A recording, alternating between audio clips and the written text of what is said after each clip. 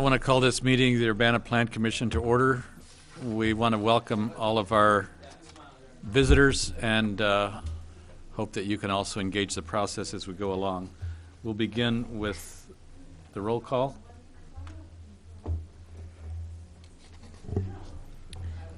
Mr. Buttry? Here. Ms. Bindum? Here. Mr. Fell? Here. Mr. Fitch? Mr. Hopkins? Here. Mr. Otto? Here. Ms. Stake? Here. Mr. Trail? We have quorum, so we can proceed with the meeting. Are there any changes to the agenda? No, sir. We need to approve the minutes of two sets of meetings, the minutes from October 30th Plan Commission Special Joint Meeting. I wasn't a part of that meeting, and so I'm not competent to judge whether the minutes are correct. So, Would you like to yes, move? I'll move that we. Bernadine Stake moved and Corey Buttry seconded that we approve the minutes of the April 30th Plan Commission Joint Meeting. All those in favor say aye. Aye. Opposed? Now we need to approve the minutes from the November 20th, 2014 Plan Commission regular meeting. Anyone have any changes? I think I was there. Tyler is usually the one who reads closely, and Lou. Lou, you have any changes? I'll move approval. Lou moves approval. Andrew seconds that we approve the minutes from November 30th. All those in favor say aye. Aye. Opposed? Do we have any communications? No. No communications. Do we pick up any continued hearings? No? Any old business? No.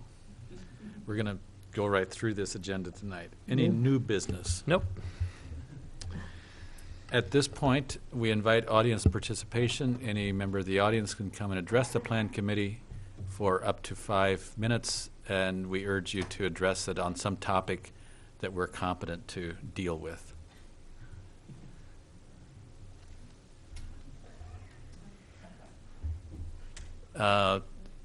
Is our tech person on duty? They can't hear outside. Oh, I'm sorry. They're indicating they can't hear. My mic is on, but is it better now? Okay. Okay. Not seeing anybody approaching to address the commission, we close audience participation. Staff report. Nothing to report. Nothing to report. We're going to have to tell Tyler that this is a record for moving through 9 items on the agenda in 3 minutes, and that could be a model that we aspire to. So now we open a study session, and the first part of that is a presentation on the Active Trans Workshop. Would you sign in on the paper there and identify yourself? Hi, I'm Cynthia Hoyle. I had met some of you, and I am the instructor for the planning class Active Transportation Workshop. This is the first time we've offered this at the University of Illinois, and it's a workshop-oriented class. It was designed to provide the students with a comprehensive overview of how you create a transportation system that gives people choices in transportation, focusing on walking, biking, and transit. So as the project that I chose for the workshop is your multimodal mixed-use transit center in downtown Urbana. There's an intergovernmental agreement between MTD and the city of Urbana to explore this idea. And in the handout that I put at each of your places, there's a little summary of that and what the goals of that are. So the students began the semester by learning basic background and concept information. They did walkability audits of most of the streets within the study area. They have done bicycle level of service analysis for most of the streets. They looked at streetscaping and connectivity issues, the ability of a site to provide for good access and egress for transit, and to reduce conflicts between pedestrians, bicyclists, and transit. And also, there was a focus on how this project could benefit the downtown and the community overall by serving as a way to be a catalyst for more economic development. So they were divided into 3 groups, and each of the groups is going to give you a very short presentation, around 5 minutes, of the site that they chose and their basic concepts for that site. And they were asked to focus on the transportation and land use issues. So the buildings that are portrayed in their proposals are just schematics. They're not intended to be recommending any particular design of the building itself, other than the fact that they have made some recommendations regarding uses within those buildings. And the idea being that we want to provide transit riders with some basic amenities, bathrooms, maybe a coffee shop, things like that, an indoor space where they can wait, real-time information, etc. So it's supposed to be something like Illinois Terminal, only it is not going to have rail access, at least not in the immediate future. One of the groups came up with an idea that could eventually provide access to the spur if that were ever to be reused. So I will let them explain that to you. So I'm going to let each of the groups come up and introduce themselves to you and do their presentation. And then I don't know if you want to take questions for each group or wait until they're all done and then ask questions. That's up to you. And I will turn it over to the students. I'll let group 1 come up first.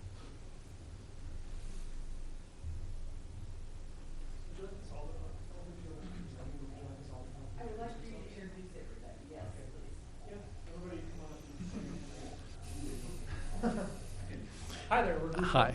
Any of you who are actually going to address the Plan Commission, we ask you to sign in so we have a record of who spoke.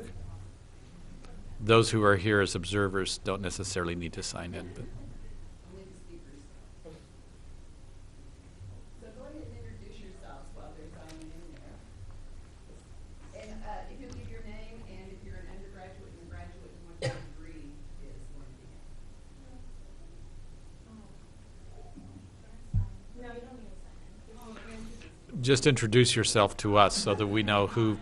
I'm a senior student in urban planning, and in this project, I'm responsible for doing SketchUp. Hello everyone, my name is Rachel Mao. I'm a senior student majoring in urban planning too.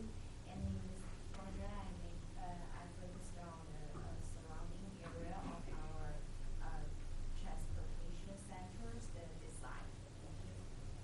Hi everyone, I'm Grace Kang. I'm a master's student in urban planning, and for this project, I kind of was everywhere in it, so I don't have a Hi, my name is Jason Lee. I'm a senior in urban planning, and for this project, I participated as a designer.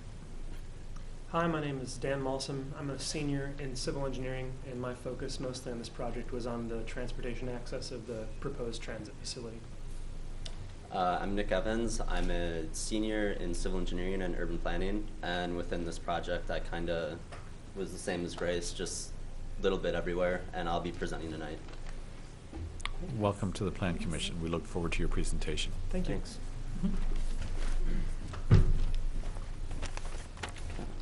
Should we be sitting down or standing up? No, that's fine. Sitting down. Because the microphone's right there. You do need to speak in the microphone because this is televised. The world is watching you.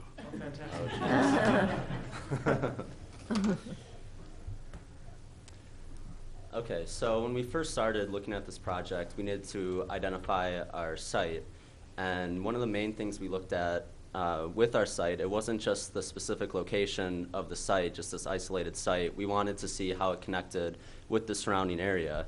So this was one of the maps we consulted. It's from the Urbana's comprehensive downtown plan, and this kind of just shows the connections that are desired currently as it stands in the downtown area. As you can see, our Boneyard station is marked on there. That's the name of our proposed multimodal station, and it's centrally located within this focus area. And you can see some of the connections are stemming directly from our modal center. So the exact location of our site is at Water Street and Broadway Avenue. It'll be at the northeast corner, and the boundaries of it extend east from Broadway up until I think it's Corkscrew, or it used to be Corkscrew, that site boundary, and then it'll go north from Water Street up until the Save-A-Lot boundary. So here are some pictures of what that site looks like now. You can see the Civic Center is currently there. We kind of want to do away with that and hopefully maybe figure out a different place for what it's currently being used for. Up at the top right, you can see some buses just kind of hanging out in that area anyway. So that was kind of a big clue that this is where the buses go when they're not in service, so maybe it's a good spot to have a bus station. So I'll just kind of stick on this slide, or actually, I think we have one more. Okay, so what do we want to accomplish with our site selection? One of the main things that we kind of looked at was we wanted to take something that was off of Main Street. Right now, Main Street, it's obviously pedestrian friendly. It's nice being there, but it's kind of isolated. Once you go north, you kind of lose your sense of enclosure. Things are a little bit more spread out. You have some vacant parking lots. So we didn't want to just keep development within Main Street. We wanted to kind of expand out. And so we went a little bit north. And the hopes is that maybe it'll spur development in the corridor, kind of connecting Main Street to this area. So already in the area, you have Black Dog across the street, which is a major attraction for downtown Urbana, at least for me. And also on Broadway, you have pedestrian-friendly infrastructure. It's easy to bike down Broadway, and additionally, there's existing buildings that kind of fit with the architectural style of Main Street. So we just felt that this would be a good location where development could occur. It has good potential. So now I want to move. Let's see. I'll just stay on the slide actually.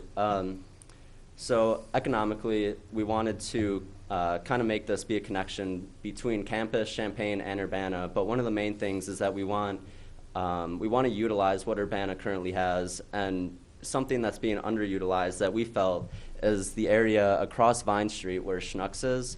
Right now, it's just really difficult to get there for anybody without a car. By having a bus station here, obviously anybody can hop on the bus, take it straight to that location, but you still have to cross Vine. And for me, I live in Urbana, but I rarely visit that area because it's just such a hassle for me to walk from the current bus stop through Vine. I mean, it's very dangerous. We want to propose a crosswalk at the corner of Vine and Water Street, and that'll just kind of improve the overall connectivity. Right now, I feel like there's a lot of residents in Urbana, in campus, that want to shop at these stores, but it's just hard for them to get to without an automobile. This would improve that. It would make Urbana more attractive, and that's kind of the overall goal of this multimodal center. So now Dan's going to talk a little bit more about the center itself. So here we have a sort of a rendering of the entire development. If you take a look at the bottom left on the corner of Water and Broadway, that's going to be the proposed transit center. And the other buildings there are existing commercial development that would be open as a part of the development. So sort of the real push for this design was really making sure it was a mixed-use design and it was also street-oriented. So a lot of the parking is towards the rear of the site so that there's as much street interface with a lot of the commerce that could go in there as possible. Really, we're looking for the design to encourage a casual interaction with this space from passerbys and from people that use the transit center directly. And we also wanted to be able to allow for a large variety of uses for the spaces that we'd be developing there. So that kind of guided our development and our ideas of what could become of what we would call Boneyard Station, the proposed transit facility. And as Nick said, a lot of the infrastructure is already there. This is a place that's really primed for this type of a development in the future. So kind of looking at the transportation aspects of the facility, it would have a couple of different modal uses. First of all, of course, it would be a connector for the mass transit district. The design would include bus-only lane traffic behind the facility. Buses could travel 2 abreast, and there would be 3 platform locations, 2 on the north side, 1 on the east side, where buses could stop. And it would be a one-way direct from Broadway over to Water Street, and that would let the buses back out again. And the nice thing about this location is it draws buses from campus or from Champaign through existing development, so it doesn't leave the existing development downtown core away and excluded from the bus service as well. In addition to that, there's provision for covered bicycle parking. We know that lots of Urbana workers, employees, and residents like biking around the city. We're really excited about Urbana's gold status now with the bike-friendly community. So we wanted to make sure we paid homage to that. And we would include locker facilities for bike users inside the transit facility as well. Additionally, we'd be looking to use some of the parking space and behind the facility as a Zipcar gateway, so people that wanted to have access to car sharing would have that access through the transit facility itself. And in addition to just the transportation aspects, we would be looking at a multi-story building, so there would be room for office space or even potentially a new space that could be used for what the Civic Center might need a space that could go inside this building as well. But to kind of go through with the mixed-use development idea, we wanted to include a street-side cafe that would have access from the street and from the inside of the transit center itself to encourage not just people from inside using the space, but also people to come in from the outside on the pedestrians, or whether they're pedestrians or cyclists. And finally, we wanted to also preserve the mini park that's existing on the corner of Water and Broadway right now. There's a nice open space right there that we didn't really want to get rid of. So we're looking at investing in that and beautifying it further and preserving that nice little park area that exists currently. And just really briefly, surrounding would have potential for commercial street-oriented space as well, looking at retail uses, restaurant, entertainment possibly, or convenience. Any of those might go into some of these surrounding spaces. Really, the idea is to allow for that connection between the existing downtown, this space, and then the commercial space where Schnucks is to the east of Vine Street. And this would be a really nice way to guide some of that development further eastward into the rest of downtown Urbana. So just really looking at the future of the development, this is kind of a phase 1, and if it were a successful development, we'd be looking possibly to extend development further northward to connect with the railroad, connecting to the new Boneyard Creek Greenway that's just opened up as well, really facilitating that Broadway Avenue development going north. That sort of some of the plans in the past 10 years for Urbana have really enhanced, or like really stressed the fact that Broadway kind of has had this no place designation. We want to give a better sense of place to that area. So the idea behind this transit center is that it would help catalyze that for future development, whether it's mixed use, residential, but in creating an enhancing and a lively streetscape that would have a big draw and would be a center for the transport and the mobility of the citizens of Urbana and Champaign. With that, thanks for your time, and yeah, I guess let us know if you have any questions or if you'd like to wait till all the other groups have presented. I think it's probably more efficient to direct questions to each group as we go. How many groups are there in total? So I have 3 groups in total? Okay. So if we can pace ourselves a bit. So anybody have any questions you'd like to direct to them? You aren't thinking about trains at all?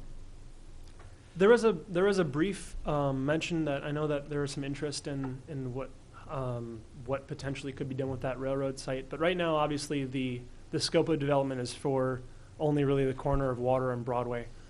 If the development is successful and if there would be interest in expanding that development to expand that streetscape on Broadway North, add more mixed-use residential, add that type of development in there, I mean, maybe potentially that could be an option.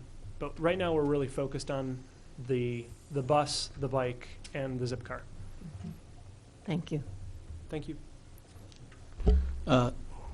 Blanket question. Are any of you guys architecture students?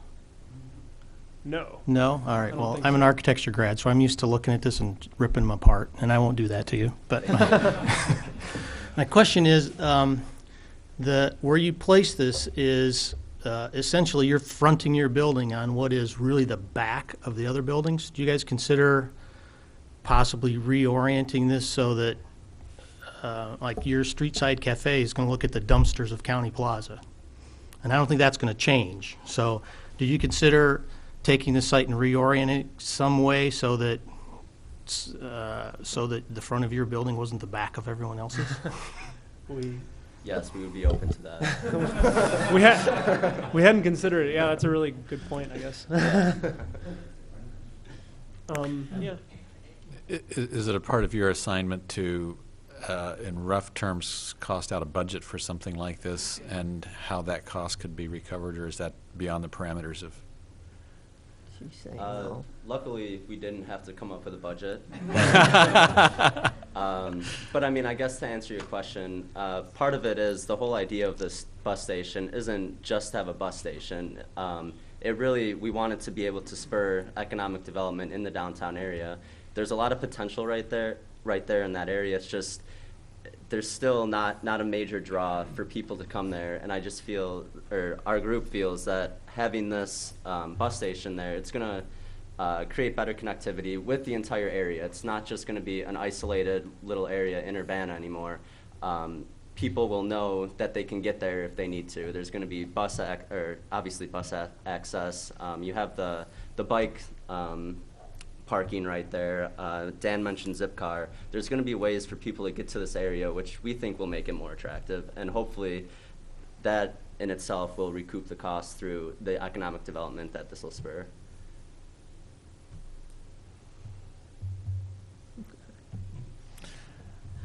Do you anticipate continuing to support this Black Dog when the new Black Dog opens? Even more so. Thank you. I'm graduating in 3 weeks, and it's going to be a really hard goodbye, that's for sure. Was there someone over here? Go ahead. I could see sort of why you're putting it there. I sort of share your concerns about the whole Chinooks, the east side of Vine, but without substantial redevelopment over there, you think really a crosswalk is going to do it to draw people across that road over to Chinooks to shop? I mean, I think it's a place to start. I mean, I know right now, I live in Urbana. I'm about 3 times as far from County Market as I am from Chinooks, but I end up shopping at County Market because I know I can just hop on the bus right there, and that'll take me home. Whereas even though I'm closer to Chinooks, I don't really have a good way to get there. If we were to place a station there, and this is only one small aspect of all of it. That's not why we based our station here, but that would give me and everybody else access to that area, because you can get dropped off right there, and suddenly it's a short walk instead of having to carry your bags all across downtown and then waiting for a bus there. We did a little bit of research on that intersection specifically, and they did the 2007 to 2011, over those 5 years, the crash data. There were multiple bicycle crashes at that intersection. There was a Class A severe injury crash at that intersection. So it's definitely one that I think this type of a project would give an excuse for looking at that entire intersection and possibly redeveloping it. I know that there are sight distance issues because there's that railroad bridge due to the north, and there's that big dip down in the street there. From a transportation engineering perspective, I don't think it's the best designed intersection right now, and really hopefully a design like this might facilitate and might catalyze another look at that intersection and how to improve it. Doesn't it sort of, especially given the geography of it, doesn't it sort of cry out for a pedestrian bridge? A pedestrian bridge might be outside of what's fiscally reasonable for a development like this. I thought you didn't have to do a budget. We don't have to do a budget, but we like to keep an eye on what might be theoretically reasonable and not from a fiscal standpoint. We all know that every city has a tight budget, so. Sort of the last is, did you look at all like how the bus traffic is going to get? I could certainly see the bus traffic, if it wanted to go down University, would just take a right on Broadway and their University. But there's some talk of making Green Street sort of a corridor. How does this sort of northern site sort of, how do you get the buses through town without them being a major disruption? And then the last sort of point, and I'll just let you finish with, is it's kind of in a residential desert, and that's kind of one of the things that often ends up making just the word bus station has a bad connotation in the United States. And without some substantial residential development around it, this sort of might end up just sort of being a little oasis there that people associate with crime or other things. So did that go into your thinking at all? To answer both questions first, in terms of routing the buses through downtown, it was definitely a consideration that we made, that we were worried that a bunch of buses coming straight through downtown might create bottlenecks, might create problems. And really the idea was for buses coming from University, as you said, they would turn right down Broadway and come through. And then for buses coming from further south, campus area, that type of thing, they would still come up to Springfield, but then they'd be routed down Race around to Lincoln Square Mall, and that would be a drop-off site, and then they go straight up north on Broadway and then turn into the facility. So they wouldn't be coming straight down Race and turning left, because that would be a pretty big backlog if there were a lot of buses giving the signalized situation of that intersection right now. And we still wanted to provide access for those buses directly to Lincoln Square Mall, because we know that there's still a good, decent amount of commerce going on down there as well. To answer your second question, we realize that without residential development, there could be a bit of an issue there, and that's really part of our bigger plan for that larger growth north towards the railroad and towards Boneyard Creek. We'd be looking more there at mixed-use residential and commercial.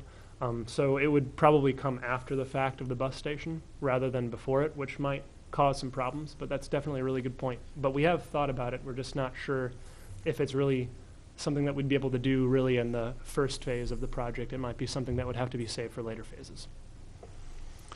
Okay, thank you. I think we need to move on to the next group. Thank Thanks. you for your Thank you. interesting presentation.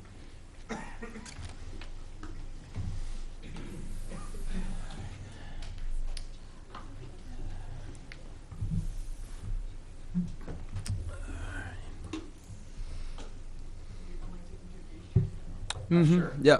I'm signing in before I do anything, because I know that's a big deal. I'm Tony Harold.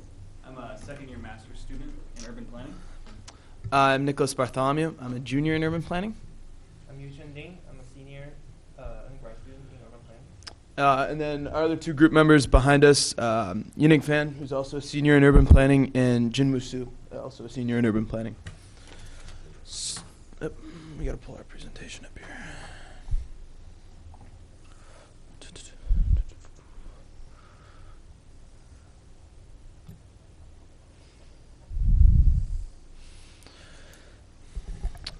So our proposal is taking a look at potentially doing a multimodal transit hub on Elm Street. The 5 things that our group tried to really focus on when we were coming up with our site and laying out what we wanted it to look like were accessibility, which takes a variety of forms in terms of accessibility to downtown, accessibility for disadvantaged populations, as well as connectivity, connecting it into existing infrastructure and future development, as well as the existing bus routes and potentially future transit use. We wanted to look at it as not necessarily a new development, but revitalizing an older development in Lincoln Square Mall, which we'll touch on in a minute. We wanted it to be kind of an iconic, something that really draws people into downtown, the way Illinois Terminal has in Champaign, kind of brought that development into the area. And we try to keep in mind that we don't know what the future of transit's going to look like 20, 30 years from now within Champaign-Urbana, so we wanted to definitely keep some flexibility there moving forward. The location we picked, why did we pick it? We looked at where we thought structures were currently being underutilized, and as we'll touch on in a moment, we thought that the parking structure as well as Elm Street and the section of the historic hotel were being underutilized and could definitely be put to better use for the city. We also looked at how close it was to other amenities that people in the area would use, such as the courthouse, the library, Lincoln Square Mall. And finally, we kind of looked too at where existing MTD bus routes go. We looked at, they just redid a lot of their routes not too long ago. We don't want to mess too much with their routing. They seem to have it down pretty well. And additionally, we took into consideration inner-city buses. So we looked for a station that would have the potential to connect pretty readily with a highway. Yeah, and to go back a little bit, to orient ourselves, this is looking east when you're at Race and Elm Street. So the structure on the left is our redeveloped or reappropriated parking garage. And to the right, that glass wall is the east side of the west side of the non-historic portion of the Landmark Hotel. So yeah, back to the structures we're going to be either redeveloping or reappropriating for this project. We'd like to utilize the entire 1970s addition to the hotel, which, as you know, we've done research and it's not protected, historically protected. And we hope to connect that directly to the Lincoln Square Mall. Along with that, we'd like to completely redesign the parking garage, which is underutilized and kind of lays in an area with a lot of retail potential. We'll see in the downtown plan that it's been talked about in the future to redevelop it into retail on the first floor. And then along Elm Street, where all the bus traffic we're gonna rebuild Elm Street and kind of take out what's that called? The parking lot that's on the north side of the mall right now. So these two screenshots, the one on the left is, they're both from the 2008 downtown parking study for the city of Urbana. The one on the left was the actual numbers from 2008. The one on the right being a projection from 10 years out from that date, so for 2018. These numbers are they have to be taken with a grain of salt because this study was done almost right before the economic downturn. So when we talk about the parking garage or the parking structure being underutilized, if you look here, both maps say that there's a demand for it, but currently there really is not due to kind of that economic downturn. And as we look at this map, we see a lot of parking need, and as we'll show you on an upcoming slide, the residents of Urbana really don't want any more parking. So we're looking at ways that we could still provide that transit access into downtown, but not increase any more parking or any more automotive traffic. This was a downtown market study, and it looked at how satisfied people were with different aspects of downtown. As you can see, there are big wins in the farmers market and safety, as well as traffic flow and parking convenience. And we really didn't want to necessarily bring a bunch more automotive traffic into downtown. If we look here, again, this is from the 2012 Downtown Urbana Plan, and the one thing that really jumps out that people strongly do not want any more of is parking structures or parking lots within downtown. We see public gathering spaces, we see restaurants and cafes, but the one thing that we definitely don't want to add any more of is parking in the downtown. These are two very, very similar studies that kind of both show the same thing, in that right now a lot of people are driving, and public transit is not a very well utilized way to get into downtown Urbana. And our plan, we think, will definitely help alleviate that issue. And here's the wording from the 2012 Downtown Urbana Plan that talks about the ground level of the parking garage along Broadway it should be utilized in the future as retail space. And you'll see in the design we call for that big time. To get to some of the specifics of what our transit hub would look like, we proposed 6 12-foot wide bus and bike only lanes. 6 sounds like a lot, but we want 2 in each direction, allowing 1 for loading and 1 for passing, so that passengers never have to cross a lane of traffic in order to get on their bus. We also wanted to accommodate future uses, so if there was a tram project or a inner-city bus line that decided to come through Urbana, we wanted to be able to have the space necessary to accommodate that, as well as we have space for bus parking. When we talked to the people from MTD, they said that was one of the things that they would want out of the station, would be somewhere for them to have a bus ready in case a bus breaks down or a bus is too full. The big additions we have here are a multi-use transit hub. So we would have a bus waiting space. We'd have a place that, again, inner-city bus coming in, we would be able to sell tickets there, as well as businesses and offices. One of the big things that, and talking to some of the local businesses and local professionals, a lot of attorneys want to be closer to the courthouse. They've expressed that, and there really isn't enough office space always to accommodate that. So we would propose mixed-use buildings, so a combination of retail, residential, and office. Yeah. So we'd also hope that this would encourage a shift from more law offices on Main Street to our second or third level offices in these one of these two structures, thus allowing for more retail, so people can walk in and out instead of, yeah. So I'm gonna talk about the land use we plan. So currently the facilities that we have within our proposed site are the parking structure and section of Elm Street and the Landmark Hotels Convention Center and its parking lot in front of the building. So we are going to convert this site into these three sections. First, we're gonna divide the parking structure into two parts. The left part's gonna be our north building of the terminal, which is mixed use, that we have waiting area on the first floor and offices above. And the other part of the parking structure is gonna convert it into a mixed use buildings, which we're gonna have residents, commerces, and offices in it.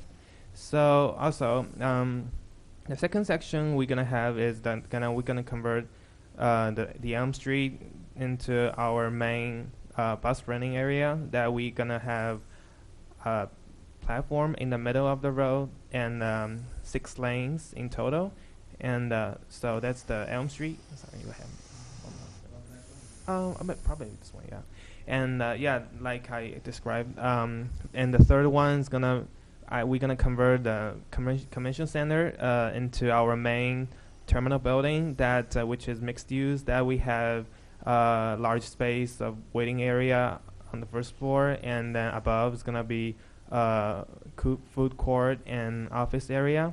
And also we designed to use a sky bridge to connect two buildings, so that pedestrians will be safe from crossing the street, and also they will not be affected by any weather conditions, because the bridge is enclosed.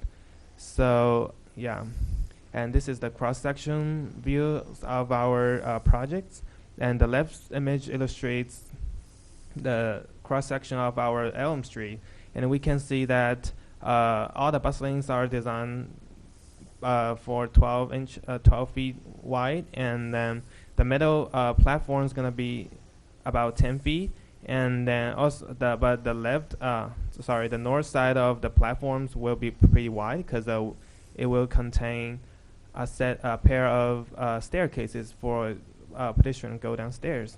And the right image are the cross-section views for the two buildings. And from the images, we can see the south building. We have like I mentioned previously, that we have waiting area on the first floor, and the buffer area on the second floor. Oh, I'm sorry. The picture above is the south building, and we have food court on the second floor, and then office on the third floor. Yeah, it's mixed use. Yeah. So yeah, there are also some featured amenities that we have designed for our project. So we strive to promote bike friendliness, accessibility, and connectivity, and sociality. And to reach those goals, we have several actions. First, we will design bike parking and rental facilities. They will be located outside of the terminal building, so people can ride their bikes or rent a bike easily.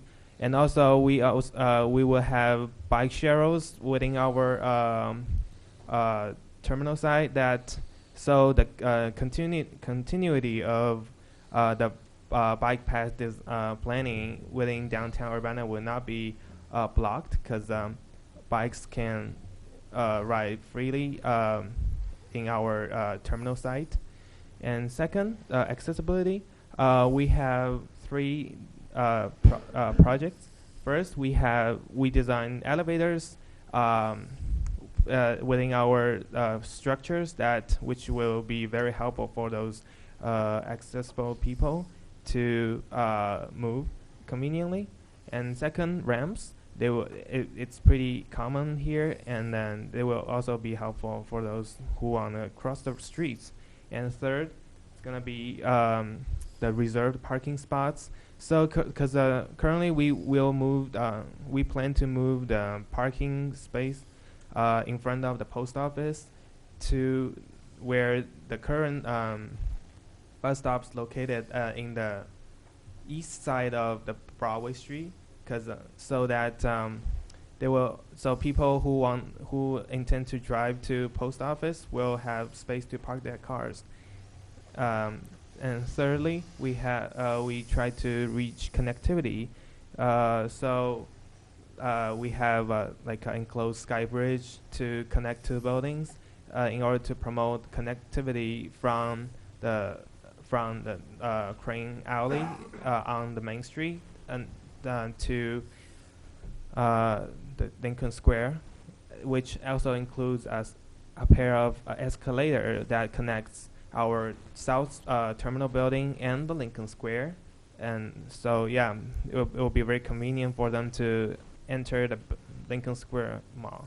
And third, it's that we also adjust the backyard space behind the parking structure we have right now to enlarge the backyard so that we could have more, allocate more landscape projects or like tables and chairs to enlarge the social activity areas.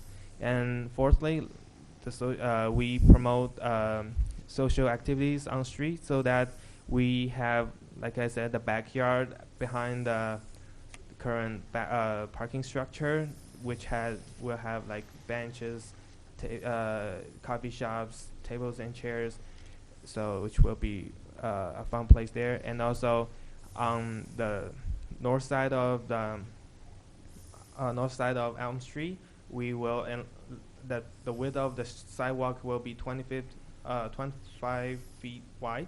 So there's enough space for those shops have arranged their tables and chairs outside. So these kind of just outlines kind of how we were thinking about how buses would interact with the system. There really are not many large substantial changes because a lot of buses already flow through the either Lincoln Square or drop by the courthouse. So there weren't too many tweaks that we had to make with that. The big change really would be making Elm Street bus only, as well as southbound Broadway bus only. Thank you. In order to better facilitate bus traffic, we also envisioned the pedestrian path that would connect all the way from the new Boneyard development all the way into Lincoln Square Mall via the Sky Bridge and Crane Alley, as well as we looked at how cyclists would interact with the facility as well. Our potential outcomes, we had two big ones, the first of which was the revitalization of downtown, the obvious economic benefits of more businesses, more jobs, more tax revenues, and increased property values. Mixed use activities, really could help diversify the way downtown is used. Currently, a lot of things that we've heard from residents is that it's only really utilized during the day, and kind of at night there's not as much happening. We also would like to see it kind of build cohesion throughout downtown. Currently there's kind of a disconnect between Main Street and Lincoln Square. There's kind of nothing that really brings those two big areas together. As we mentioned earlier, the revitalization of Lincoln Square Mall. Obviously we want a visually appealing space and something that's really a landmark and that the people of Urbana can be proud of.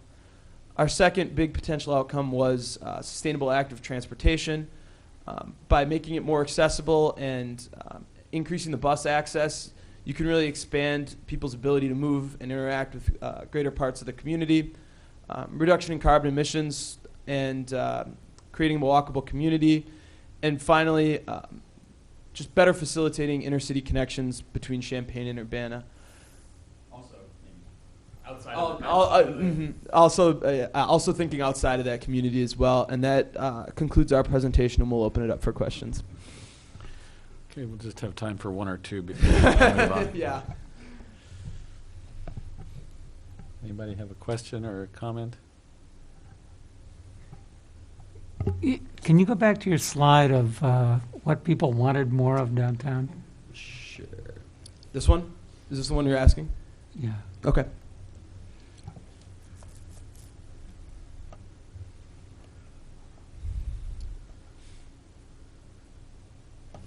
Okay. I just was trying to figure out the differences in the numbers Yeah. of responses, so it makes it a little difficult to read quickly. Yeah. Okay, thank you very much. Okay. Thank you very Interesting much. project. We will end up with competing bus centers.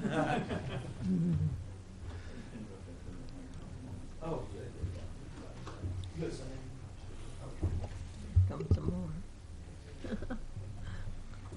Why are we so far behind? Not with train. My name is Shante. My major is civil engineering and information systems at the graduate school. My name is Youngjae. I'm a senior in urban planning. My name is Sylvia. I'm a senior in urban planning. My name is Isaac. I'm also a senior in urban planning. My name is Francesca. I'm a junior in urban planning. Welcome to the planning Only commission. 3 of us are presenting today, so.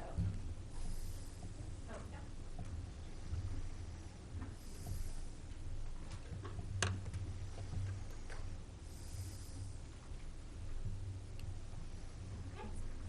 I'll just begin with talking about how we chose our site. So we're, if you didn't catch the title, our proposal is called the County Plaza Transit Center. So we are obviously proposing to build on the existing County Plaza building site. Initially, we just liked this site because of its central location, obviously in the heart of downtown at Main Street and Broadway Avenue. And then we also really liked that it was kitty corner from the existing parking deck in the downtown. Clearly, that site was chosen for a reason as it stands right now because the buses there stop there right now. So we thought it was ideal to build a bigger, better, more improved site, just kitty corner from that. We wouldn't have to do any changes with bus rerouting or anything like that. And then, yeah, also just looking at this site, you can sort of see from our image on the right, in the upper right, the site's sort of ideal for bus circulation and just kind of how you'll see further images of our layout and design, but the L shape is pretty conducive to buses circulating through there and platforms.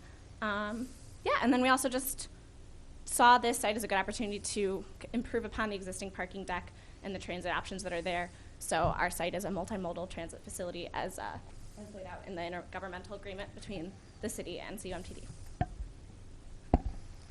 As you can see in the map, there's plenty of space, and there's plenty of space for movement around the buses, and there's good flow of traffic, so it will avoid congestion in buses. The only new building that we're proposing is the bus center behind Water Street, I believe, and also a parklet with a kiosk in it, which tells the time of pedestrians of what time is their bus stop, and also we also include a water feature as well in the kiosk. And also in this slide, as you can see, here is the only new building that we are setting up, and the other improvements are the parklet and also the line of platform. And then our site actually features not only multimodal and also mixed use. We're integrating MTD bus hub for various bus lines, and bike center in the back here is in the new building, and regional shuttles, and we are preserving the underground parking, and also the parklet as a public space. And on the second floor of the bike center, we have retail going on along the platform. So it's serving multi-purposes. And also to address the regional shuttle a little bit, as we know, the major regional shuttle stop now is in Illinois Terminal, and also there are some stop on campus, like in ISR or the other locations. We think it's good to have one more stop in downtown Urbana, like Greyhound, Peoria, Illini Shuttle. It's like, why not? Because we have Urbana residents that also have this need. Also, we got. It was also proposed to us at the public input meeting that we had 2 weeks ago that we added. We talked to the County Plaza office manager and the building owner, and they both talked about how a lot of the tenants who work in this building currently, they drive and they commute in from Mahomet or Savoy. So we've toyed with the idea of also adding some kind of bus service that could take them from those places to. Yeah, in that sense, as a regional shuttle destination or like stop, it can serve. It can be one more stop in the Champaign-Urbana area, and also serve some unique new lines regionally. Some rural transit, maybe also. That's also from our public input. So moving on to the zoom-in view of the of our site, our platform will play a lot of dynamic, a lot of role. We have public seating, bus arrival kiosk, and some amenity on it. Also, the retail and restaurant will kind of eliminate the bad reputation for a bus transit center or a bus stop, because retail, more people, more activity will promote the safety on this site. And also the bike center that we are adding is promoting the multimodal. So there's one more way for people to come and transit at this place, and we're providing secure bicycle parking, shower and lockers, bicycle rental, and bicycle repair at this spot. We're inspired by the McDonald's Cycle Center in Chicago that works pretty well in downtown Chicago, and bringing more. Once the facility is set up, more people are expected to come and try it, use it, get used to it, and ultimately, hopefully, to accomplish the mode shift that we propose. And also, we recognize the bike facility around this area need more improvements. So, as a first stage suggestion, we suggest this route for an improvement or installation of bike lane to promote the bike accessibility from Champaign and campus, and also from other Urbana communities. So this offers a view of the parklet that we proposed, so that the whole site has one more like dynamic, one more activity to add on, and we also add a water feature, a fountain here, because we realize that in downtown we, apart from the Bonnier Creek, we might want some iconic water feature in our downtown area.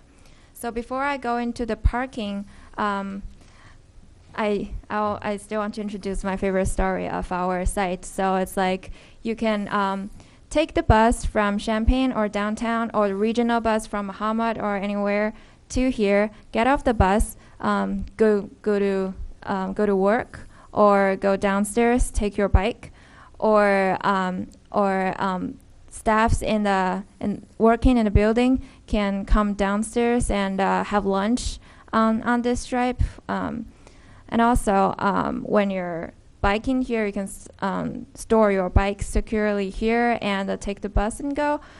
And we still preserve your option of driving here, because we still preserve the parking downstairs. So going into the parking part, we're taking out the surface parking of this site, because as you all may know, the site is currently apart from the building, that's the parking lot. That's not very pleasing. So on the surface, on where we can see, it's interactive space. And then downstairs, we are preserving the two entrance and the exit of the parking, so that half of the parking are preserved, and people still have the option. we found out that parking is still a very intense concern from our public input, but we are gonna respond to it our purpose is to decline the auto dependence, and our design is aimed to transform that dependence into more walkability and bikeability and public transit, no matter local or regional. So as we can see and other groups have presented, we have plenty of space in downtown Urbana. It's like most of the space are covered by private or public parking. So we're just taking out this portion, and hopefully in the near future we might propose some shared parking contract or policy, or some compensation. But in the longer term, we're hoping with the mode shift, more tenants of the office and of the surrounding area can change their mode of getting to the site. And also, so overall, our public transit can reduce the parking demand of this site. Okay, so I'll just briefly go through our anticipated outcomes. Overall, we just hope this would lead to a more vibrant, lively downtown. Currently, like we said, at the parking deck, there are those bus routes, and I know that they're used, but we hope that the new transit facility that we're proposing would be more of a destination. It would be a bus facility, but also a place you can go and grab lunch in the downtown and use the bike center, and it would just be more of a amenity. In addition to the parklet that we've included in the proposal, we think that that's something the downtown, especially the Main Street stretch, is kind of lacking right now, just a communal space that people can go and sit and share the space. New tenants we hope will come in our proposal, so that will generate more tax revenue, sales tax revenue, and overall we just think that this could really increase property values with this facility and also the downtown in general. So we really found the public input meeting valuable, and hearing from some of you and also other community members.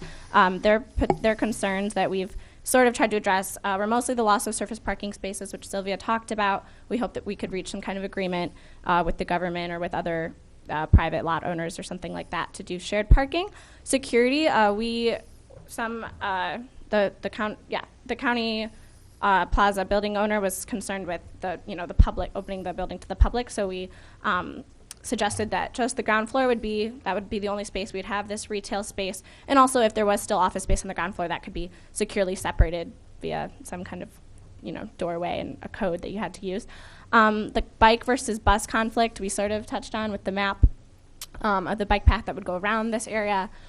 Traffic concerns, we're not really proposing any more major traffic that opposed to, in addition to the already existing bus routes that go through the downtown. So we don't think that would be a major concern.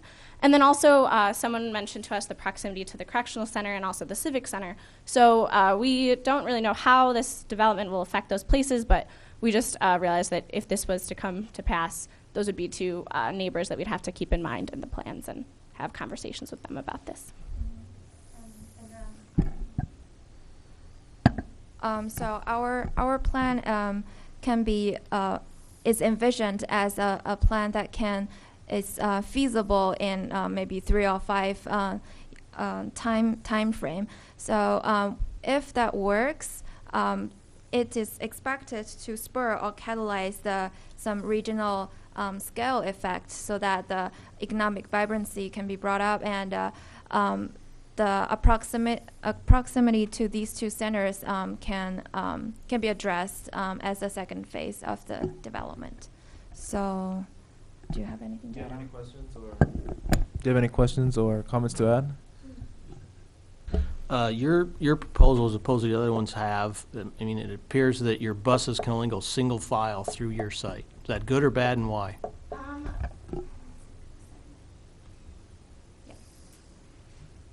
Okay, so we have designed it so that one of our group members is a civil engineer, so he was concerned about that issue. So the reason this bus stop is placed here further back is so that a bus can go around that, go to the left of that bus stop, and still make it around around that bus to go further and make that turn up here. So it wouldn't be 2 lanes of, like other groups have proposed, 2 lanes of buses or something like that. But yeah, there'd only be 1 bus lane, but there would be room to pass.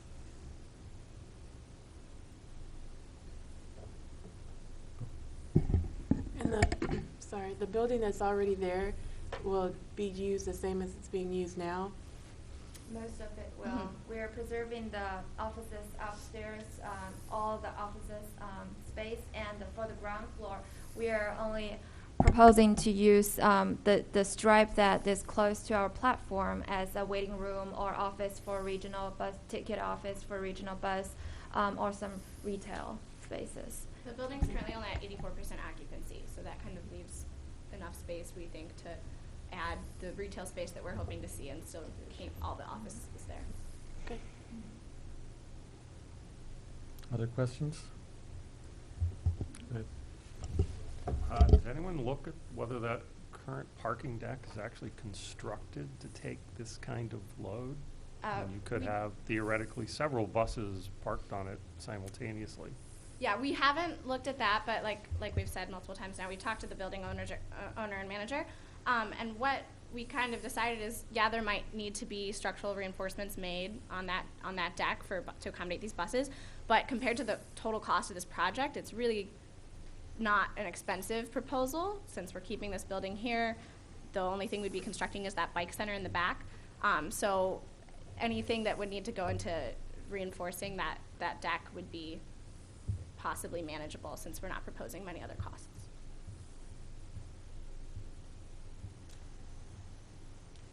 Any other questions? Okay, thank you very much for coming, and we found your projects very interesting, and it's nice to dream about what the future might be, and we certainly need a shot in the arm in some of these neighborhoods you're talking about, so thanks for thinking about this. Well, thank you for inviting us to come and present to you. And the students also did existing conditions reports for the area. And so we'll be providing that information to the city and to MTD. And I want to tell the students, too, you can tell your parents and friends that it's online so they can watch you. And, right, these are all posted online. And so for over Christmas, you can watch yourselves. And we'll provide the final report as well. They will also be presenting to the MTD board next week at their meeting on the 10th. So they have another opportunity to interact with the board members and the staff there regarding their proposal. So thanks again. I appreciate your interest in their projects. Than's for coming. It was exciting to see a full house out there of people interested in the work of our commission. Well, I would like to say, yes, it's wonderful that all these young people are doing this to try to make things better for us. Well, and I would like to say they have been a great class. They have all worked really hard and been very engaged and interested in this project. So I would like to say hear for all of their efforts. And I also told them that they could leave after this while you have your bylaws discussion. Thanks. Okay, we will close out this part of the study session and move now to the review of the bylaws.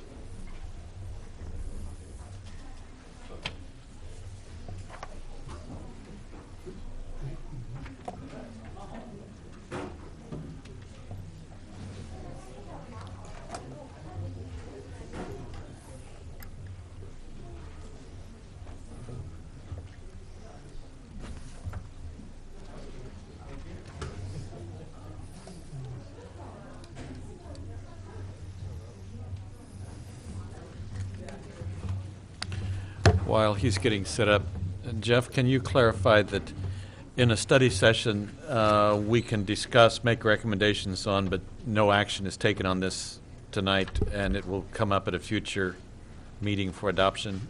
Yes, that's right. Okay. So when you're ready, you can proceed with your. basically, we have Chris here to type in the changes that the commission would like to see as suggested in our last meeting. And we didn't have any concrete suggestions or concrete changes suggested at the last meeting. So I believe the plan was just to do a line by line, just going through and marking up the document as you see fit.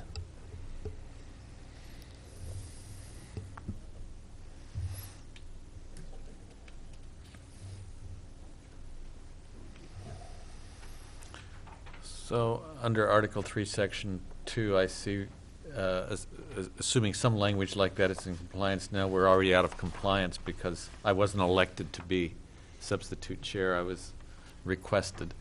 So we'll have to pay attention to that now that we know the proper procedure. Any of you who've been working on this, Lou, I know you've had time to think about this. Yeah, we might want to change that too, because the practice is as tonight. You could claim that that's only one person is willing, which is usually the case. So I was the last person that was asked? Yeah. The rest of you? No. I'm a sucker, huh? I guess so. I move that I always be asked first. But it would help explain my habit of coming about 2 minutes late.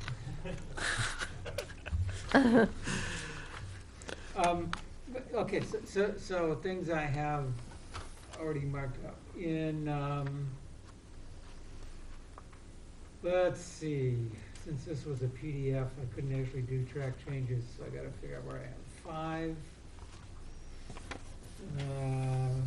Wow.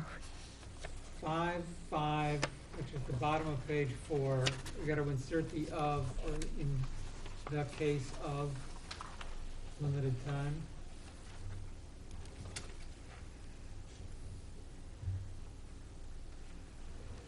Should be before. Where was that again? 6. Page 4. You're past it already, I think. Number 5. Article 5, number 5. So, I don't have any way of pointing to yours or Yeah. do. I just In the second to the last line there, you've got input in the case. Between case and limited, we need to insert of.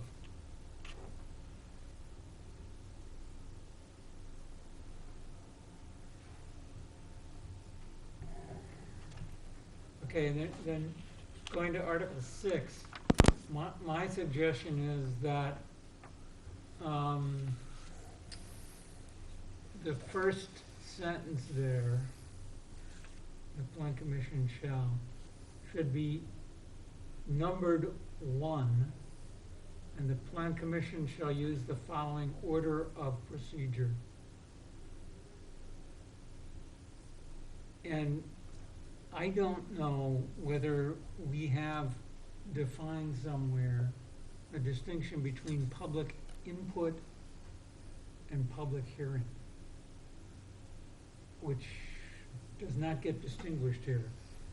And the first 11 items here are actually procedures for public input.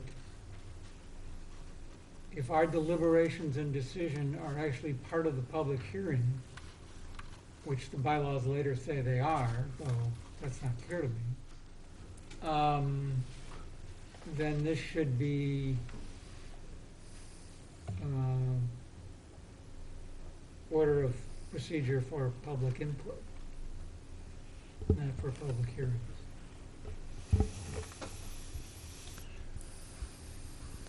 I would just offer, I believe, so the public input is part of the public hearing.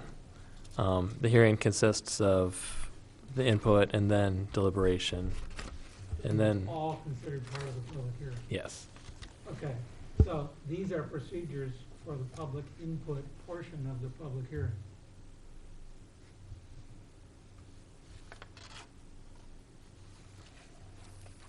Okay, and then if you go 1 through 11 should be A through K.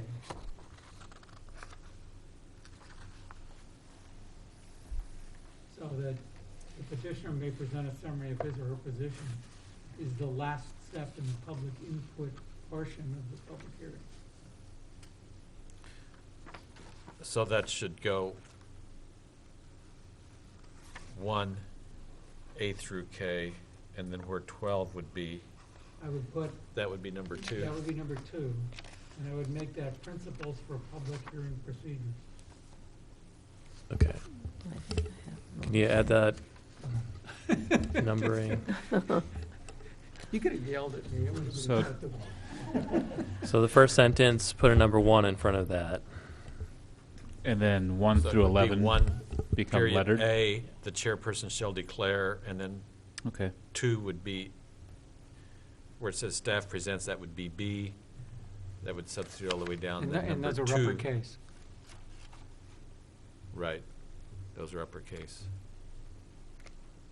I mean, we could do this differently, but that's the way I was proposing doing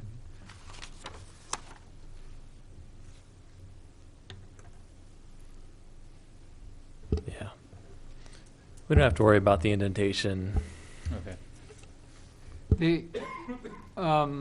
So then, starting with 12, these are principles for public hearing procedures, so that'd be a new A, it'd be 2A.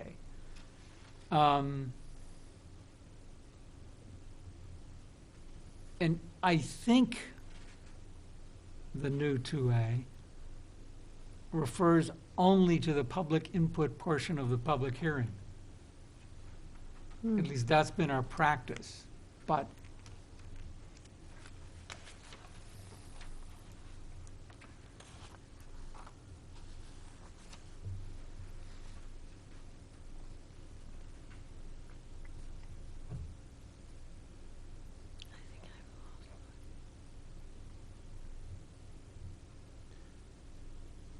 so it'd be worded, questions from the commission may be directed at any time to the applicant, staff, or public to clarify evidence presented in the public input portion of the hearing. So Actually, that's not precise, I just realized in the wording. It should be at any time during the public portion of the meeting. Questions from the commission may be directed at any time to applicant, staff, or public to clarify evidence. in the meeting. Now, we do not direct questions to the audience during our deliberations.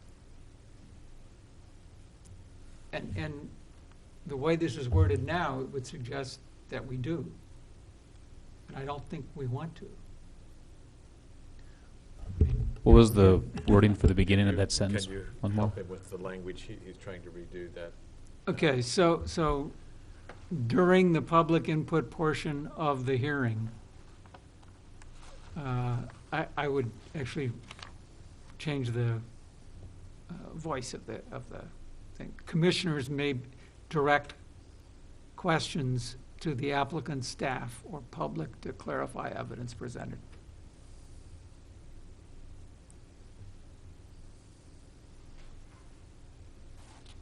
So the point is that during the public input portion is qualifying when questions may be directed, not when evidence is presented.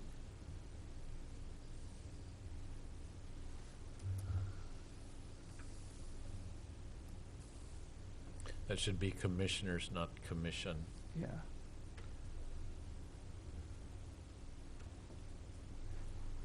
And it should be direct questions to staff, petitioner, or the public, I think. Or it says applicant here. I'm not sure that applicant. I think elsewhere we're using petitioner.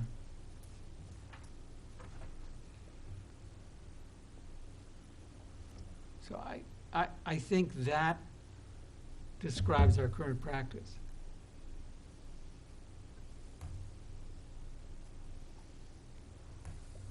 So then, the old 13, the next point.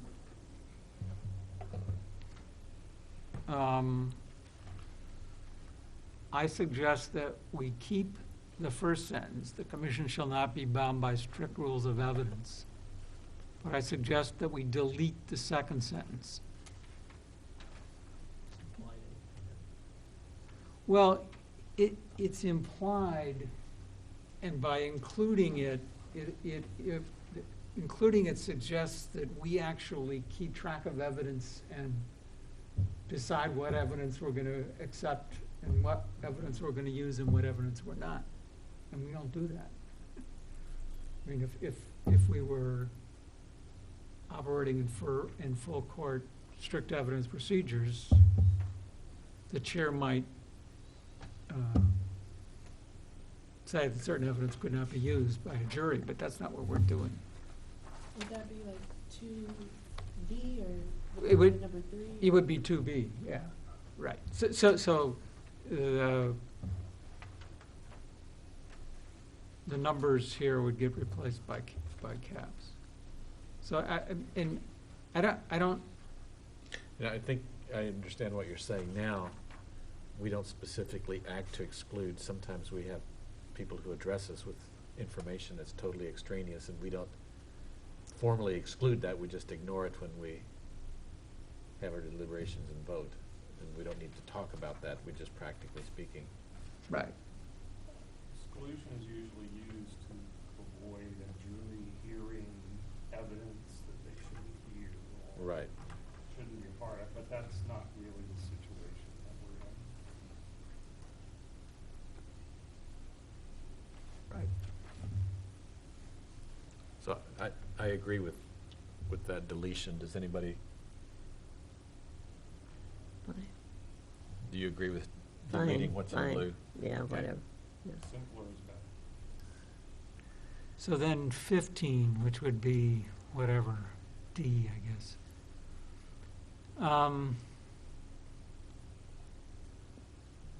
I can imagine that we would do this, and we may have done it, but not for a long time. Because we haven't had sessions where we've had 100 people lined up at the door wanting to testify. Though I can sort of remember cases that came close. But I think at the end of the first line it says,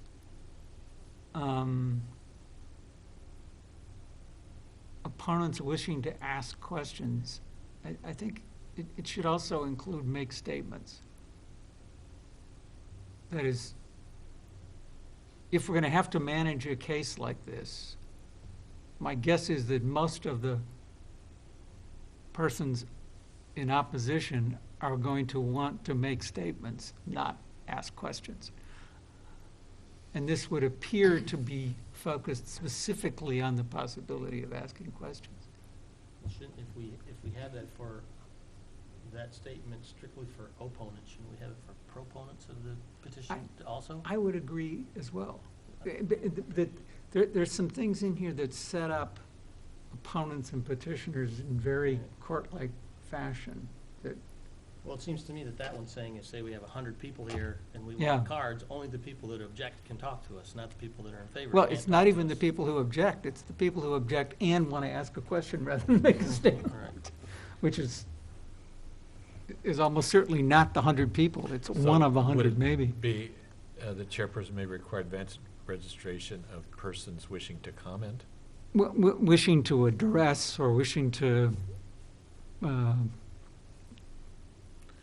I can't think of some general word, yeah, but comment, something And on a typically, case. it's not that they ask questions of the petitioner so much as they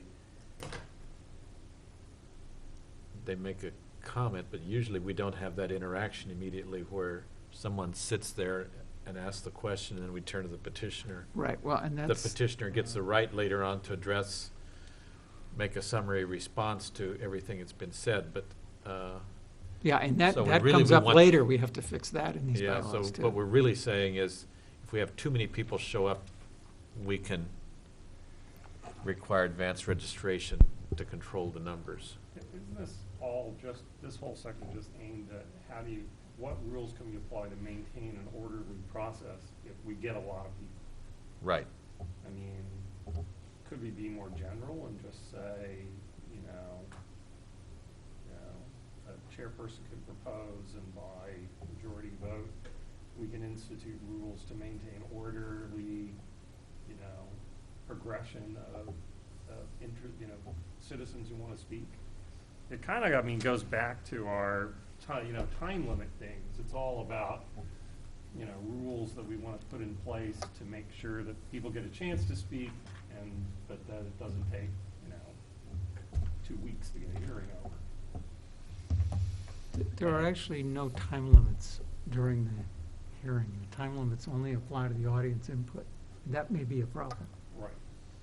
Actually, that's another problem that is in the bylaws. There's On been the other hand, we don't want to put an artificial limit during the hearing part on how long someone with relevant information would, be allowed to speak. There's been one hearing since I've been on the commission that I wished for control, and it was when we were working on addressing the indoor shooting range. And people would hear someone say something that would remind them of their favorite anecdote. And so we had some people cycled through several times, and it became a kind of, oh, that reminds me, I had this happen to me, or my granddad and I used to have a great time. And it was sort of like if we'd had a list, and you've had your chance now, so you don't get to come back just because someone has reminded you of something that you'd like to say. It got a little tedious. Fortunately, it wasn't 100 people doing that, but it was enough that the meeting got a little long and repetitious. So I think we do need something in here that lets the chair say, if you want to address the commission on this, there's a sign-up sheet. We'll take the people in the order, and then also, if we've got 50 people say we can't all have 10 minutes, we're going to institute some sort of a limit, and you need to be focused. Could we speak about it directly in that we're going to limit oral? They can submit anything they want in writing in any length, whatever, and they're welcome to do so, but that, at our own discretion, we're going to say we're going to limit the oral portion of your, whatever you want to submit to the commission's attention to a certain amount of time to maintain. The whole deal, really, what we're trying to maintain is that everyone gets a chance to speak. Isn't that the only real limitation here, within some reasonable period of time? Yeah, I think part of it is that I think there's a value in having in the bylaws that the chairperson may require speakers who wish to, or persons who wish to speak to a particular case to sign in whatever it says here. And if necessary, may limit speaker times. I mean, the chair can do that on the fly. If there's a case that we come here and the room is packed and we know, and he can simply announce, for tonight, we've got a sign-up sheet here. If you want to speak when we come to this point, you need to sign up now. We're going to take them in the order you're on the list. And since there's 25 people want to address us, we cannot give you each 10 minutes. We're going to have strict time limits, and he can announce what that is, and they've got time then to focus what is it they really want to say, so we can Right. move through. I mean, that sounds good to me, and having that explicitly stated in the bylaws makes it a whole lot easier for the chair I think to it is sit there important. and say it. Right. Um, But the chair so can the implement that. chairperson may require advanced registration of speakers wishing to address a particular case.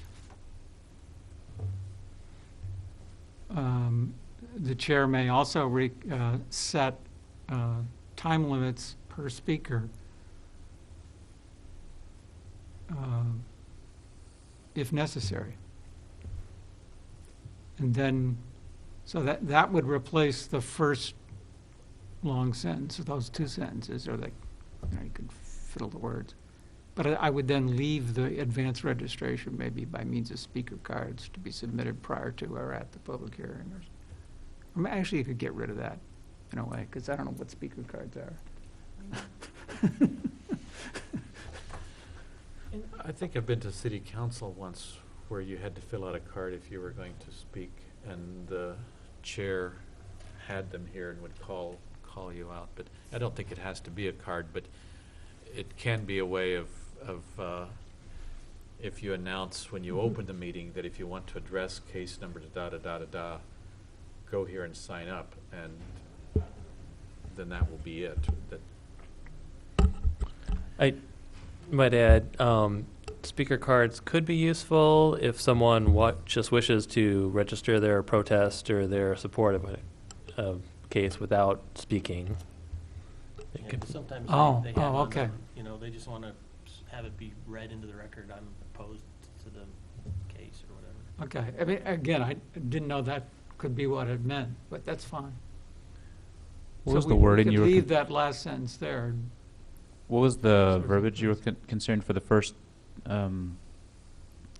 sentence again? What Danny said. let me go back and look at it.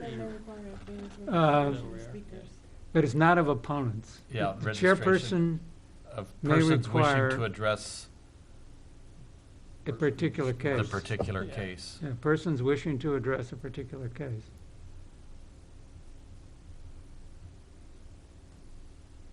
And Now- may limit, and may set time limits if necessary, something like that. I'm not sure if necessary. Yeah, is what I right, wanna and may say, set because- time limits. Because somebody's going to say that's not necessary. Yeah. So we Yeah. can say at his discretion there. Yeah, or just say, and may set time limits. Yeah. I think we leave it at that. I think that's clear enough. So then delete the rest of that and Yeah, leave the last sentence.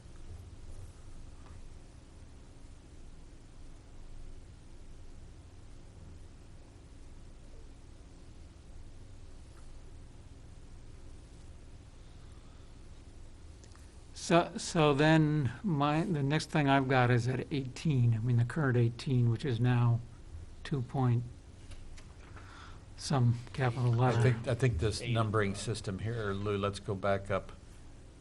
So you got K, and then it goes 2, 3, 4. Is that what you intended? No. No, we need two. Two- Two sort of needs a title.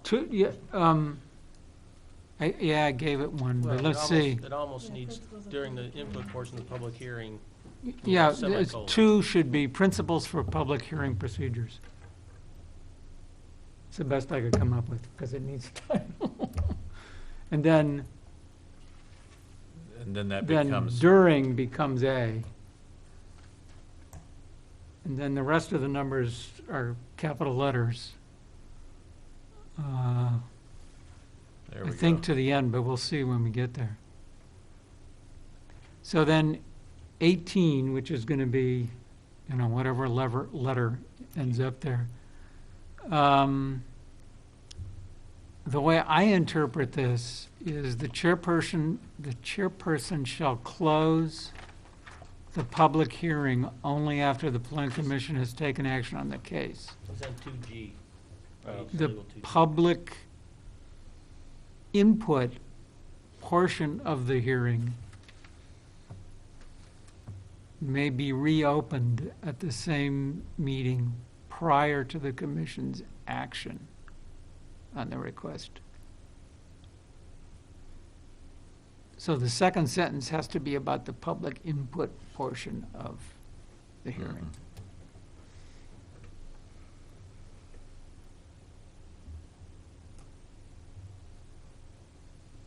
And it may be that we should add an L, a 1L, after the last item of order of procedure, which is the chair shall close the public input portion of the hearing before the So commission deliberates. Go back up to the previous section to, after K, then put in L. Because I don't think it says anywhere that we close that. which we do. What was it you would like to say again? The chair shall close the public input portion of the hearing before the commission deliberates. Yeah. And then when you go back down to, what is it, to G? G, we have an extra dot there too, I think. Where? Here? Let's go back down. So then it's,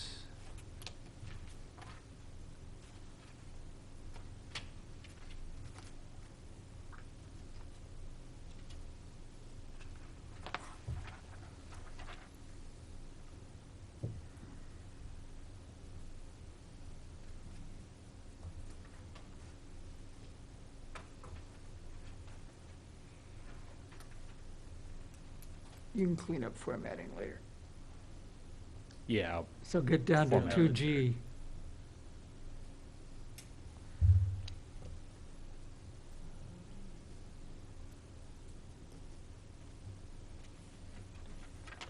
Action on the request at the, I thought there was a place where there were two does too, but I don't see it. well, that's not worded very well. Yeah, Or well, commission actions on the request at the discretion, I mean, why don't we take out on the request, same meeting, at the discretion of the chairperson. yeah, that's good. So on G, take out, it's, and the third line down, prior to the commission's action, take out on the request.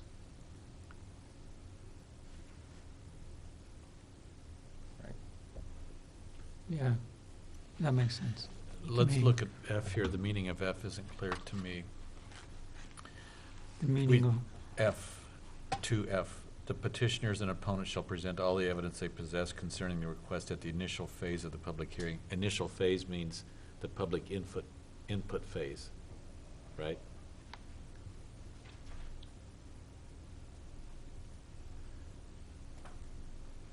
I think so. Yeah, during the public input phase. During the, so where it says at the initial phase, it should be request during the public concerning, not the case. Yeah. So the petitioners, here's some language, try this. The petitioners and opponents should present all evidence they wish to submit concerning the case during the public input phase of the public hearing. All the evidence they wish to submit. During the public input phase of the public hearing. Isn't that what we call section 1? Yeah.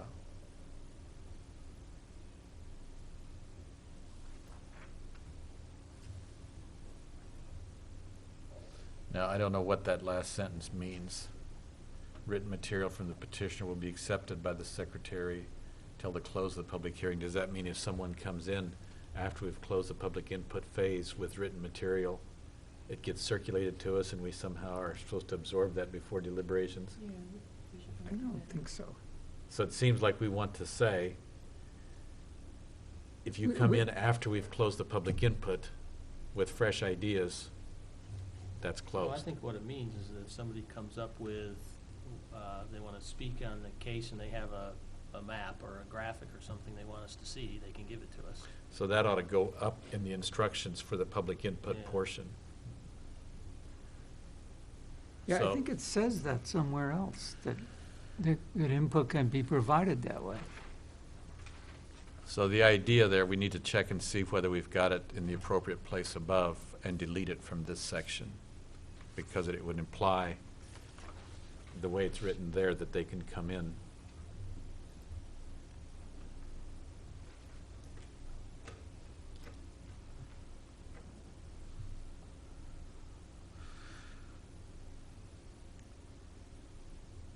Well, do we want to foreclose? I think we've got it there. Do we in- want to foreclose the possibility that, say, we request someone's making an interesting point, and they say, well, I have material, and they have one copy, but we say, well, we'd like to see that. can you go out and make copies, someone make copies of it or whatever, and we'd like to see it before the end of the hearing. So Do what? we want to foreclose that The chair possibility? could do is reopen the public input phase to accept. So if there's something comes in late we want to consider, he would have to reopen the public input phase. I think the idea is to, when you publish the agenda and you say the meeting's taking place, and everyone has talked, and we're close to decision, and then someone pops in the door and said, hey, I want to say this yet. Do we want to, or I've got a written thing here, look at this before you vote. So then it's at the discretion of the chair whether to reopen the He would have to public reopen the input. public input in order to accept that. I think that's what we would want to be the case. So we need to take that out of down here under 2F.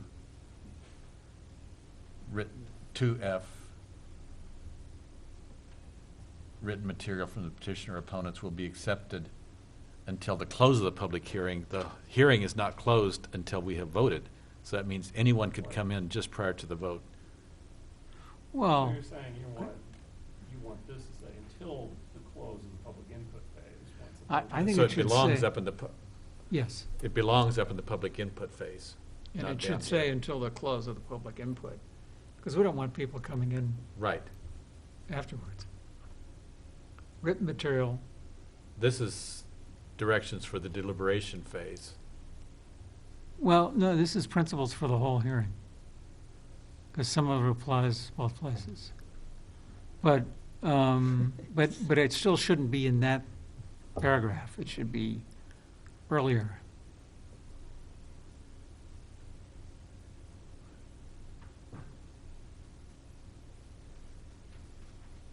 I could have sworn there was someplace else where it says that, but I don't find it.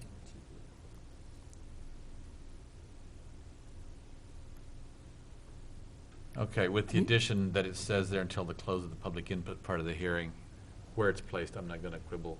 I mean, I think that clarifies it, that, My suggestion is that we simply make it a separate paragraph, because it's not, well,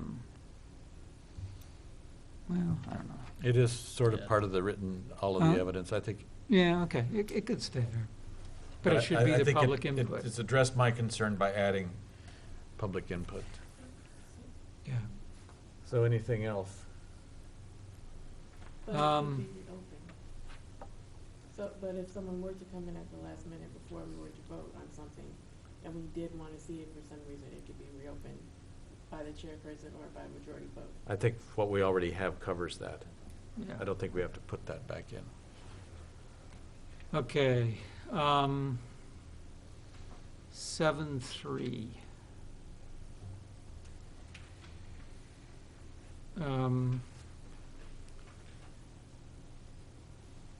We do not explicitly state findings of fact. One interpretation of a plan commission is it's a quasi-judicial body and should act sort of like a court hearing. But as far as I understand it, Illinois law does not specify the details of how we have to do that. And, I mean, I did not look it up, but the comments from staff from last time suggest that there's nothing that constrains us. So I think the way we have been dealing with that from a legal point of view is that our staff reports always explicitly include the LaSalle criteria. And they include the LaSalle criteria because of a court case, an Illinois court case. So I suggest that we replace the first sentence of 7.3 with something like, unless the motion explicitly includes additional findings, the staff report constitutes the findings of the commission.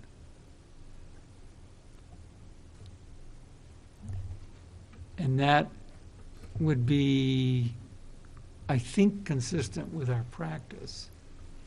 But it also would provide a record of findings that could be used in a court case if necessary.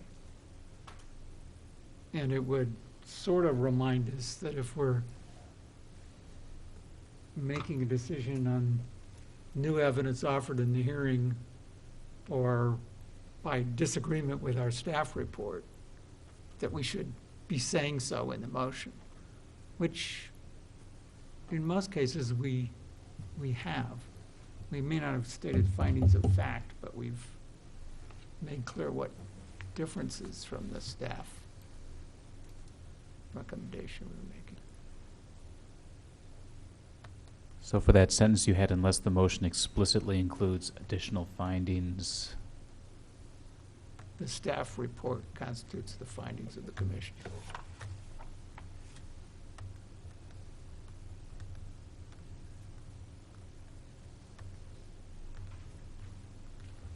and everything deleted after that? No, well, the first sentence gets deleted. Oh, yeah. But the second sentence remains. Because the second sentence is necessary if we make a recommendation for a special use, or such conditions shall be explicitly included in the motion. And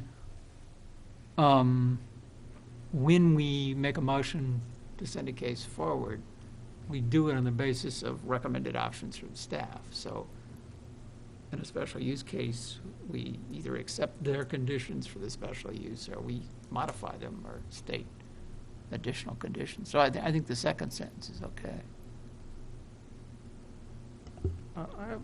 What exactly is the legal status of our decisions? Do they stand alone? Are they simply recommendations to the council? Are they? They're simply recommendations to council. And to that extent, it's not really even a typical hearing. We're not actually making a final adjudication of, Well, in law. I think there are two things that matter. There's some things which we have final authority on. And I'm trying to remember what they are. I'm hoping Jeff can remember one example. Yeah, Boneyard Creekway permits and preliminary plats, I believe, if they don't contain waivers. So they're pretty minor, but there are such cases. But in, yeah, but the other thing is that the council acts on a recommendation from the commission, and the commission findings may be used to argue from a legal point of view that a rezoning was arbitrary. Right. So But it's the real goal of us is to create an adequate record on which the council can base their findings, which is a little different than in findings of fact and things. I mean, that's not really usually the legal decision. You have findings of fact, findings of law, and then you can appeal the facts, you can appeal the law, and That's why I made it There's a lot of findings, area. not findings of fact. Yeah, there's a Because lot I of think we area. don't want to pretend to do findings of fact. yeah. But we can, I couldn't come up with a better word than findings, which, I mean, we could use the reasons, but I think the staff recommendation, The gist of this is what the content of the motion that will, in essence, become our final decision should contain. And really, it has to have an adequate record on which our decision was made. and Whether it's factual or legal or whatever. but in practice, the record on which our decision is Usually made mostly is the staff staff report plus the record of the meeting. Right. Because we don't make a motion and agree on facts. We don't, We just say, I move we approve plan case Approve it. number one. and 5 of us may vote yes for 5 different reasons. Right.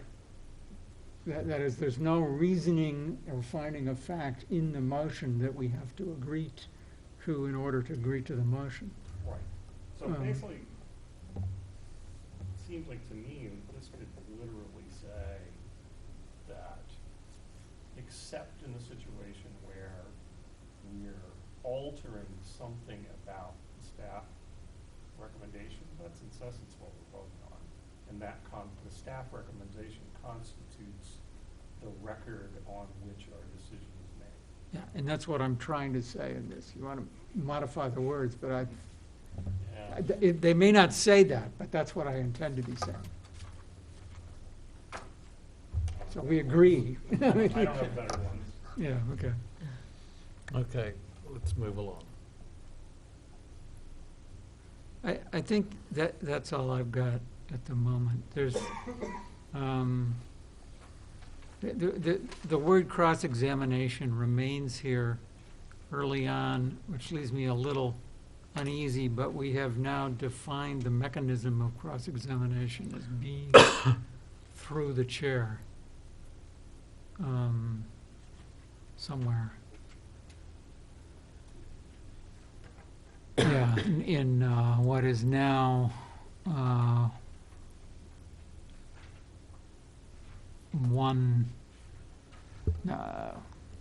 6-1, whatever the sixth letter of the alphabet is. It's the highlighted yellow change that we created last time, which clarifies how we're going to conduct cross-examination. And since that's there, I don't feel like we have to go back and edit the reference to cross-examination elsewhere. At least not this year. Anybody have any, so we'll get another crack at this, or we haven't passed it yet, but after we pass it, we get a crack at it once a year. Anybody else have any comments or Well, we suggestions? should probably address when our chairperson's absent issue and change that.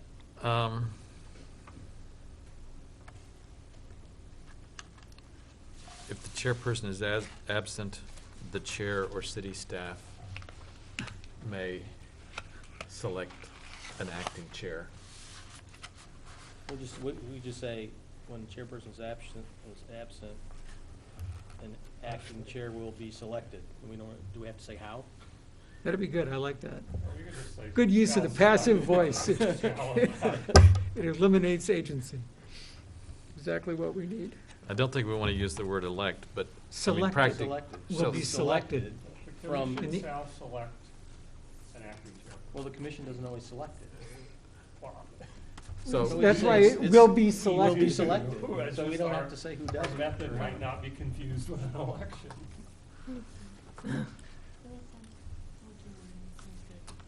Yeah, will be selected, sounds good to me. Because, I mean, sometimes it gets arranged ahead of time, and it's easier that way, because somebody gets here and they know they're gonna do it. Sometimes it's But in essence, the last commission is minute. doing, because if everyone else had an objection to who the chair was, what would happen? But why is it? Yeah, I mean, do you want to keep it in the bylaws as the responsibility of the commission, or? Yeah. Okay. I think it should be the responsibility of the commission, it shouldn't be the staff, it shouldn't be. You know, that just calls attention. Well, then we The have to- bylaws doesn't actually explain how the permanent chair is selected, does it? Do we have to select That's the chair in when the- we're here at the meeting? That, I think, is in the ordinance. I think the mayor We didn't this time. appoints the chair. We did it by email. Anyway, Do you think it's in the ordinance? The commission shall select. We're not stating anything about how we're gonna do it, or even when we're gonna do it. We say the commission shall select, that just leaves the agency with the commission. Commission gets to decide how we do it. it's okay with me, but I think if we change it to just select. I at think we least need get to away be from careful this- because a person can be very literal about this and say, Otto came in here tonight and the commission did not select him because the selection means there's some action and the commission didn't select Otto, so this meeting is all invalid. And there are people, It would be easy enough if you had simply said, tonight I will be acting as chair. Unless there are objections, we would all say no. And now the will of the commission has been recorded. But then we need to Right. remember to do that. I think we should confirm that the actual city legislation identifies that the mayor selects the chair. If we don't address it here, we need to make sure. Well, it does. It does? Okay. Yeah, it's the section of the, section, what, 11.2 of the zoning ordinance. Okay. Jeff can probably find it faster than I can.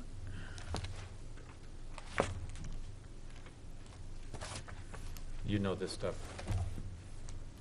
better than I, which is why you have to stay around forever. Now that we're losing the other side of the memory here, do you want to make a speech or anything? A speech? Well, I could just say, this is what I said, that I'm leaving the Plan Commission, and I've recommended Christopher Storr to take my place, and he said he would, and Laurel, our mayor, said she would appoint him, probably December 16th. But I'll miss all of you. We will miss you as well. You can come and join us anytime you have a Okay. free evening. But I think I've been here now for 20 years, and somebody else probably should do it. Probably better. Well, thank you for your years of service, and I know This the is a city good staff sum. will plan an appropriate farewell celebration, and Yeah. and we'll all enjoy coming to Oh, good. see you get your rewards from the city. I see. Okay. Okay, the study session being over, this meeting is adjourned.